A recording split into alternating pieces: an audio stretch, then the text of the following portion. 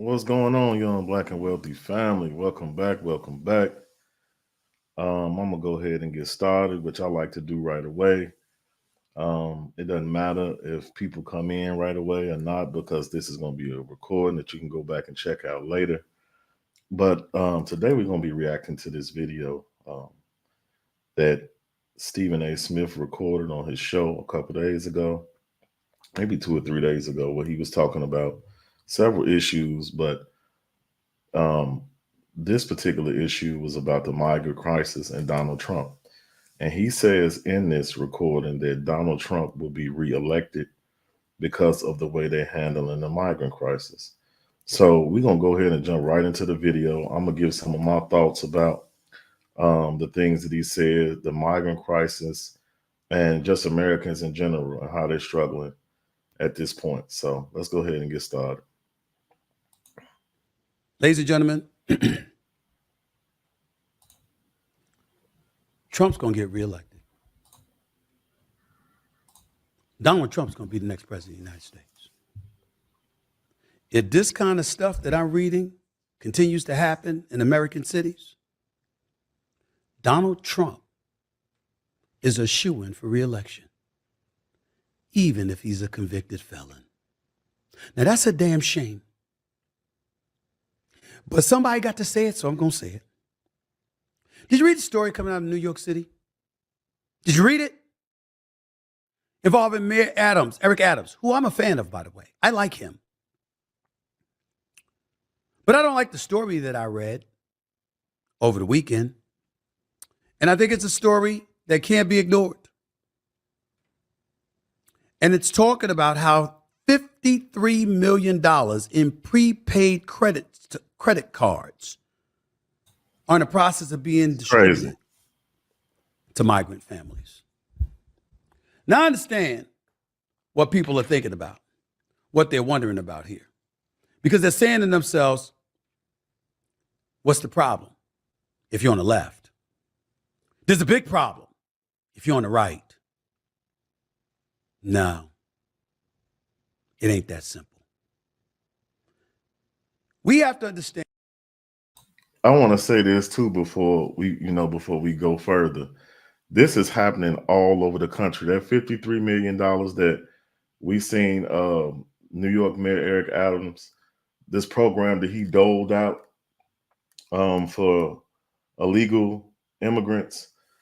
They used to call them illegal aliens back in the day. Now they call them migrants. But this is happening all over. Like, I'm from Chicago, Illinois, and it's going on here. I mean, these people are just pulling money out their ass to fund these programs, and there's people here lying on the streets, homeless veterans, single mothers, and families struggling out here trying to just make it, and they just keep coming up with money and figuring out ways to house these people. I think they're giving them like I heard some reports. I'm not sure if they're 100% true or accurate, but they were giving these people $9,000. $9,000 a month, families here in Chicago. That's crazy. Saying that we don't want people eating out of garbage cans. We don't want people starving. We don't want people separated from their children and children separated from their parents. We don't want this. We don't want to be cruel and inhumane. But illegal immigration has become incredibly pervasive since the Biden administration has taken office. We all know that he's capitulated to the extreme left. And even though we wouldn't say specifically and definitively that the borders are open, every time you turn around, particularly in states like Texas and Arizona, and to a lesser degree, California, it is an extreme problem. Well, guess where else it's a problem? It's a problem in New York City, my home. And let me just say this too. People have to remember the fact that these people are actually breaking the law coming in here. They're called illegal immigrants. So basically, you're saying that you can break the law and then come into the country after breaking that country's laws, the immigration laws, and still end up getting funding for food, funding for for education. I even seen a bill in Illinois that Pritzker signed that said that these people can become police officers. So breaking the law coming into the country could get you all type of free stuff. Is that the direction we're going to in America? And I got to tell you something right now.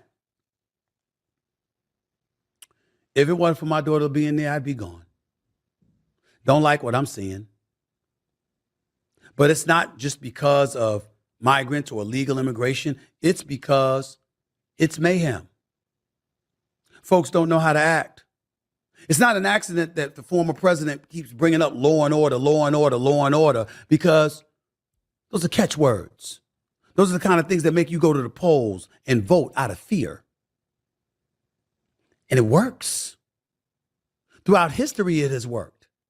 But now this is a different kind of fear, but a fear tinged with frustration. Because when you hear about migrants receiving $53 million in prepaid credit cards, the Eric Adams administration in the mayor's office in New York City will tell you it's going to save about $600,000 a month. But that's not how poor people are looking at it. You know what black poor people are looking at it like? You know what Latinos who happen to be poor that arrived in this country are looking at it like? Where that money come from us? I could have used it. I could use the extra $500 a month. I could use the extra $1,000 a month. Exactly. That's right. I can do that. They want to sit up there. I just want to read some of this stuff to you because I want to make sure that we put it in its proper context. New York City will soon launch a $53 million pilot program to hand out prepaid credit cards to migrant families housed in hotels, according to the report. The New York Post has reported. Okay, so this was my thing, and I talked about this the other day. You're saying that this program saves us money. So they're basically, people are looking at it like, you're saving me. People are looking at it like this. And I want to make myself a little big on here. People are looking at it like this. You're saving me $600,000 a month of my taxpayer money that I didn't ask you to give to people who came into the country illegally in the first place. So basically, the money that I'm taking, throwing away on people who broke the law coming in, you know what I'm saying? I'm going to save you $600,000 a month. Now, mind you, these people are struggling under high inflation. I went to the store earlier today, and I went to Walmart. Everybody, this is America's store. And they got this saying, this everyday low prices. That's a lie.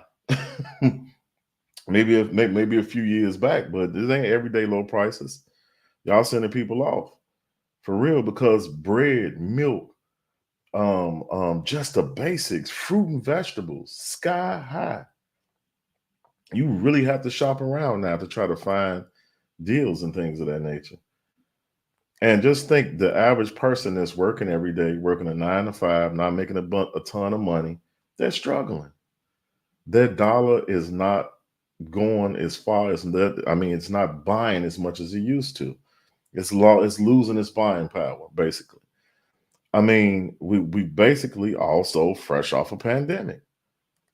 Fresh off. The country and the economy are already still struggling. People trying to get back on their feet. And you're taking their hard-earned tax dollars and you're sending it around the world. We're talking Ukraine, Israel, other places. And then to put the icing on the cake, you're letting people come into America in droves. 34,000 in Chicago, 35,000. New York, I think they said 150,000. I mean, and the budget deficit in Chicago is nearly 600 million. And so people are struggling. The city can't even take all of these people. But I also want to make one point. I'm going to wait till we go a little further about Texas.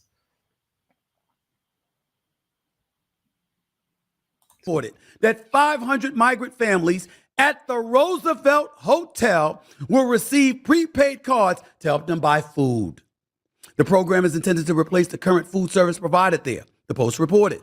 A spokesperson for Eric Adams said, quote, not only will this provide families with the ability to purchase fresh food for their culturally relevant diets and the baby supplies of their choosing, but the pilot program is expected to save New York City more than $600,000 per month and more than $7.2 million annually. Here are the stipulations. Migrants eligible for the program must sign an affidavit stating they will only spend the funds on food and baby supplies or else they will lose access to funds, the report said. Another stipulation, the amount available to each family depends on their size and how much income they are receiving, according to a contract reviewed by the Post. A family of four might be provided nearly $1,000 each month or $35 per day for food. If the pilot program is a success with the initial 500 migrant families, it'll be expanded to all migrant families staying in hotels, which is currently at $15,000, according to this report. More than 150,000 migrants have arrived in New York City since 2022, overwhelming city resources as Texas Governor Greg Abbott has bused asylum seekers to New York. Now, there are people who are absolutely appalled by that, playing around with lives. Fair enough.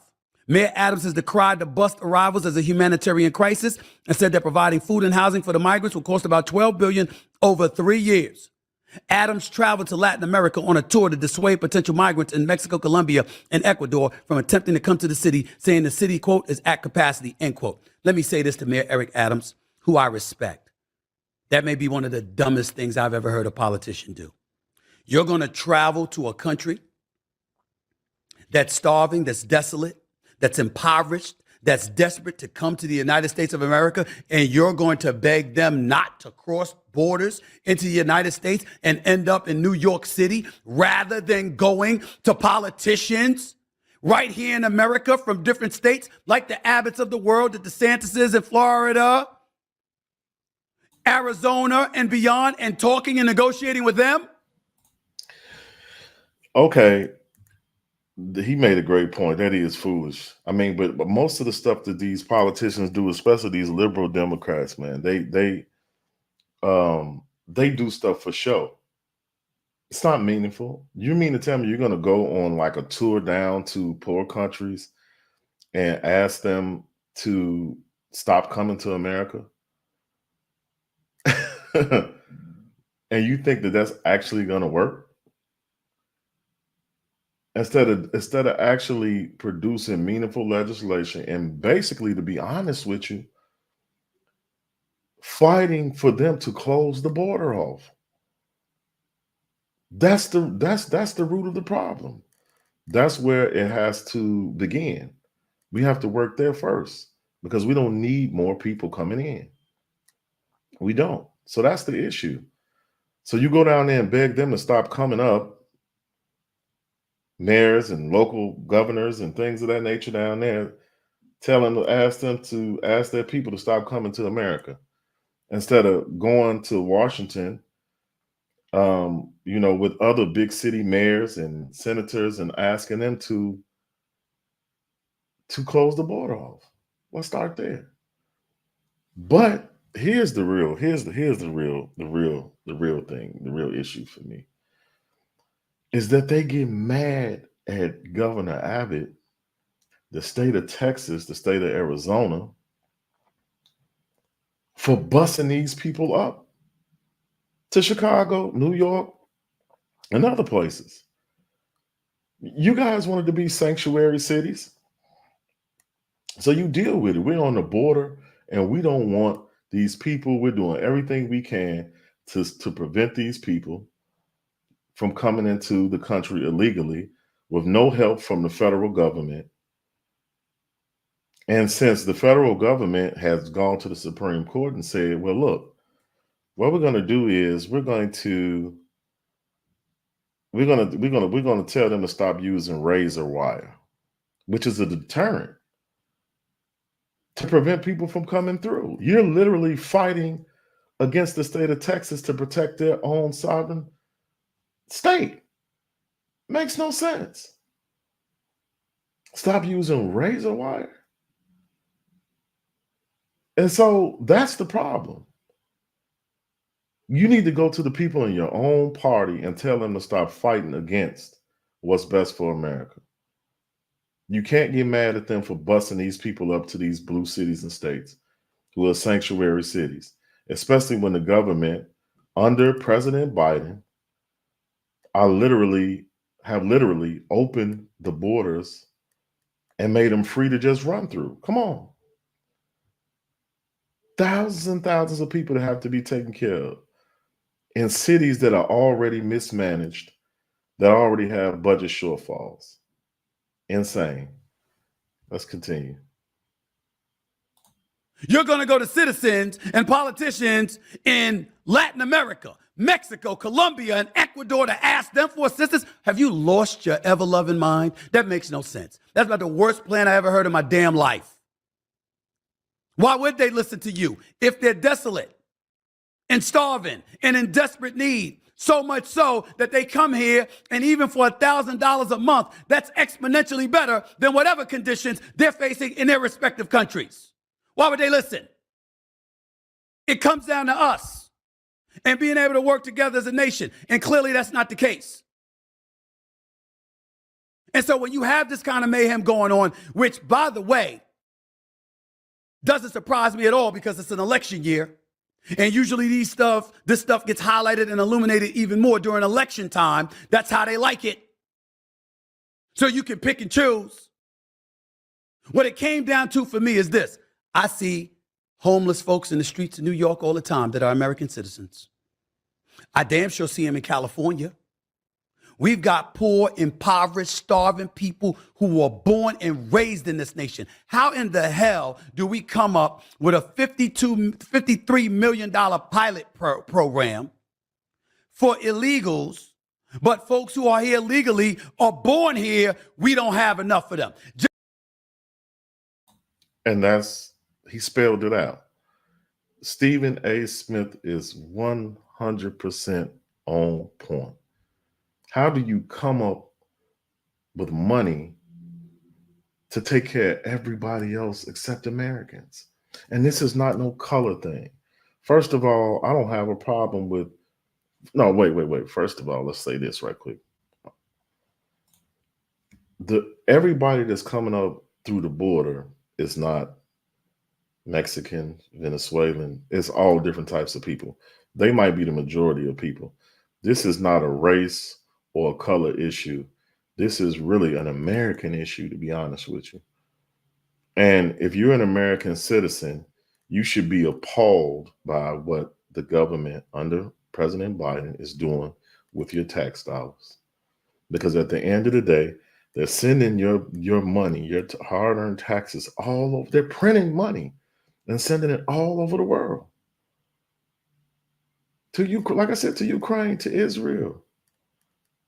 And Americans here are struggling. Charity, my mom told me, granddad, charity starts at home and then moves abroad. So if you got Americans here struggling in Chicago, in New York, in Los Angeles, in Arizona, in Indiana, and you're not taking their money that they're paying into the system to help them, to feed their families, to pay for medicine, to fix their roads and bridges. That's just insane. You have money for everybody but them.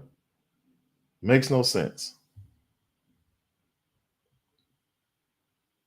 Just like we could come up with billions for Ukraine, but somehow, some way, we can't fix the homeless problem. I'm down for helping Israel. I'm down for helping address the situations with the Israeli-Palestinian conflict, okay? I'm down for helping the Ukrainians and fighting off Russia. What about poor and desolate citizens here? How the hell do you print money for foreign countries, but you don't print that money to help eradicate folks that are starving right here in the streets of America who were born and raised here? This is what I'm talking about. $3 million in prepaid credit time. That's how they like it. Excuse me, family. To help eradicate Folks that are starving right here in the streets of America who were born and raised here. This is what I'm talking about. And so when you have something like that, what's the one way to eradicate it? You know what? I was trying to pause, but I ended up skipping it. Forgive me for that. But what I wanted to say is I've heard people say, is this the United States of Ukraine? Is this the United States of Israel? Is this the United States of Mexico?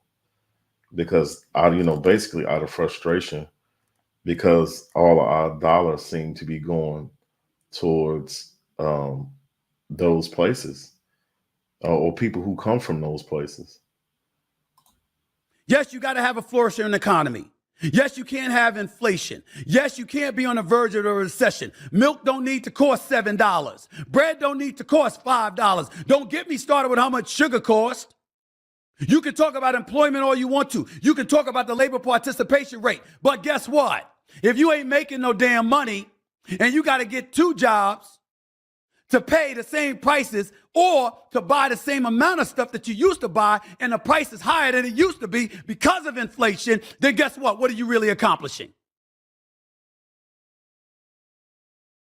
That's why Trump is on the verge of getting elected, reelected. Because when he was in office, there was a flourishing economy. There was a whole bunch of other problems. And I personally think his return to the presidency is going to be civil war in this country because he's going to be desensitized to bringing anybody together because he's going to be on a revenge tour to get back at everybody who went against him. And I think it could be the worst possible thing for the country. But I can't blame. No, that I disagree with. I don't believe that. That's the same kind of crazy, foolish leftist rhetoric that they push every single day about Donald Trump. When he get in office, the world's going to basically come to an end. They said that the first time that he was elected, and we all seem to just be fine. I mean, the country would seem to be doing a whole lot better than it is now under President Biden. I mean, I grew up obviously suffering through 2 years of the Bush administration. It was terrible. I mean, war in Iraq and Afghanistan. This is equivalent to that to me. This ineptitude is it's equivalent to that. Because when you go and you take money to do everything for everybody else but your own citizens, to me, it's like, who elected you? I mean, who are you in office for? But and Americans don't agree with that. They don't want their money going all around the world when they're struggling. They want their tax dollars used to help them and their children so that they can have a better future. And that's what's right. Let's continue. 50 Cent, for example, when he sits up there and he's tweeting, Eric Adams, I need you to explain this to me. What the hell is going on? Maybe we should consider Trump. When he says something like that, like you can see right here, what he's saying when he said it on his social media pages, I can't blame 50 Cent for that. You want to sit up there and excoriate Ice Cube now when he didn't pick sides in 2020? When he wasn't telling you to vote for Biden or Trump, he was just saying, yo, I want to present a plan for Black America and see who's willing to listen. And Trump gave the okay and the impression he was willing to listen. Now that's facts. And this is one thing I despise in the Black community is the fact that you feel like you could only talk to one side. We can only talk to Democrats. We can't talk to Republicans. We can't talk to Green Party members, whoever is running. We're only supposed to talk to Democrats. You're the worst person in the world if you actually sat down with somebody on the other side. The goal of voting is to get something. You're supposed to benefit off of off of your vote. This is not a personality contest.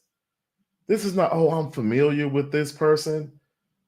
It's about what can me and my family, how can me and my family benefit off of having this person in office? We should be able to sit down with anybody And I shouldn't call you stupid for liking Donald Trump or you stupid for liking Biden. Everybody can choose who they want, but we shouldn't be ridiculing people for sitting down with a party that maybe is not the traditional party that we vote for in our community. But that's the problem. You go to the polls and you give your damn vote away. You give your damn vote away to Democrats year after year after year and get absolutely nothing for it. And it's shameful.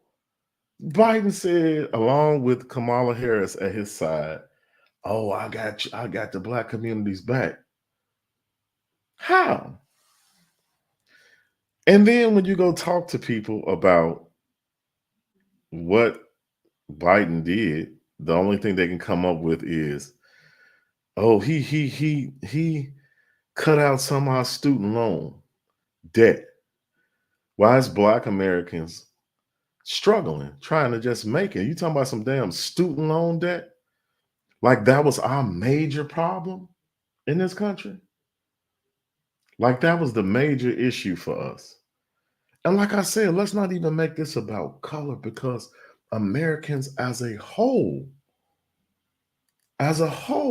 white Americans, black Americans, Latino Americans, Asian Americans are struggling all across the board.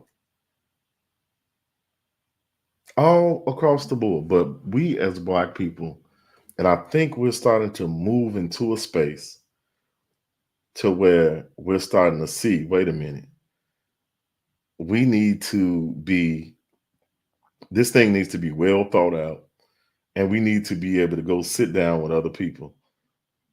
We need to see who's going to craft an agenda for us that benefits us, and that's who we vote for. And we shouldn't be calling Kanye, Ice Cube. Ice Cube was a brilliant brother, and others sellouts because they actually went and sat and sat down and talked with Republicans. We shouldn't do that. It's time for a change. And I'm not saying, I believe in self-sufficiency. I believe that we have to do for self. But at the same time, if you believe in America's political system, I don't have a problem with that. But what I'm saying is be educated about your vote. That's all I'm saying. And be willing to listen to both sides. Let's continue. You want to call Ice Cube a sellout now? Trump got 12% of the black vote in 2016. He got 16% of the black vote in 2020. They're projecting he's going to get more than 20% of the black vote in this upcoming election. Yep, it's moving in that direction. That's what they're saying. And who's to say black folks would be wrong to vote for him? I told y'all before, I am no Republican. I voted for one Republican in my life. That's Governor Chris Christie in New Jersey because I thought that Corzine was a disaster. I voted for Clinton. I voted for Al Gore. I voted for Barack Obama twice. I voted for Biden, despite the crime bill that incarcerated a whole bunch of people in the 90s that looked like me. I shoved all of that aside. All of it. Not me. Because I knew how divisive Trump would be. But as we sit here now and we watch something like this transpire, listen, where there seems to be more rapt attention being paid to folks who are not even here illegally, nor are from this country, yet we want to turn around and ignore us. Black folks, Latinos, and beyond, who are impoverished and are in need. We know why you're doing it. Because you want that voting block. So once again, ladies and gentlemen, what did I say years ago when I used to give speeches and say I wish for at least one election, everybody vote, every black person in America votes Republican? Remember when I used to say that? You know why I used to say it? because you'd have to flatter us from that point forward. You couldn't just take the black vote for granted. You'd have to show us what you're bringing for reelection. They're Excuse me, family. I do this all the time. projecting he's going to get more than Let me get it back to 20% where it of was. Latinos and beyond who are impoverished. I voted for Al Gore.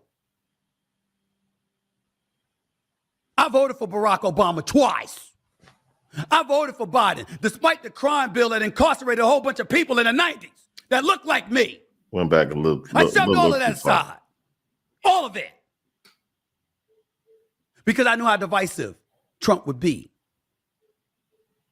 But as we sit here now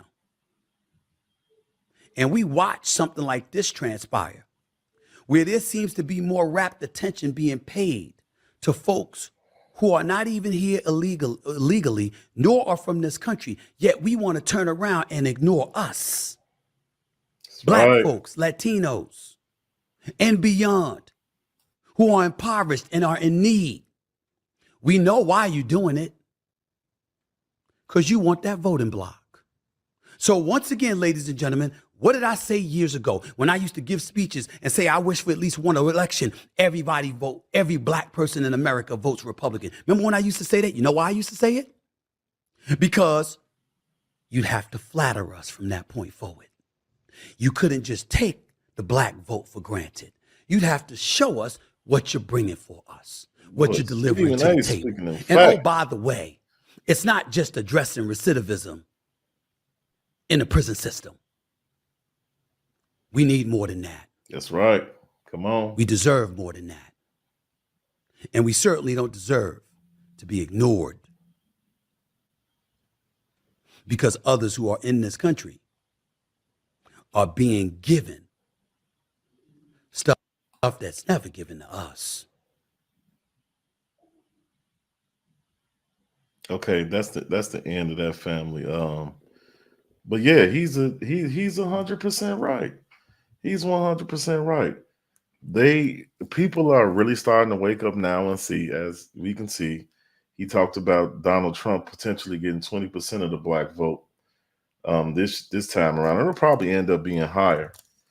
So it'll be like a coalition of voters probably that end up taking him over the top. But obviously, man, this is what's crazy is now they're uniting people, white, black, and in between, on this one issue: immigration, illegal immigration. They're uniting whites, blacks. You see whites, blacks, Asians, other people standing side by side on this issue in the streets, in city halls all over the country, talking about this issue. I mean, they're fed up. They're coming in, and when I'm saying they're coming into our communities, I'm not talking about the people, because first of all, these are human beings. And see, I don't have a problem with them. I don't. My issue is with the people who are letting them in. And I don't have a problem with immigration as long as it's legal, as long as it's not crushing city and state budgets and Americans are suffering because of it. I wouldn't have no problem, no issue with that. Let people in. Everybody wants to come to America until they get here. Yeah, so I don't have a problem with that. I don't think most people have a problem with these Venezuelan, Mexicans, and others coming. Personally, it's not about that. It's about the fact of what I've reiterated several times in this video, is that Americans are struggling and their tax dollars are going to every place, to every person all around the world but them. But them. And we see Donald Trump. Donald Trump is smart. Donald Trump said, no, don't don't fix the border issue now. It's not time yet. I'm running. And the country is uniting behind what I'm trying to do. And I'm going to be their candidate. And so he's smart enough. Now, I'm not saying whether it's right or wrong, but politically, it's a smart thing to do to say to hell with this bill, this border bill. Just let them go ahead and keep coming in. Let's make it worse so bad that Americans say that we got to move away from this. You know what I'm saying? We got to move away from Biden and the Democrats because it's terrible.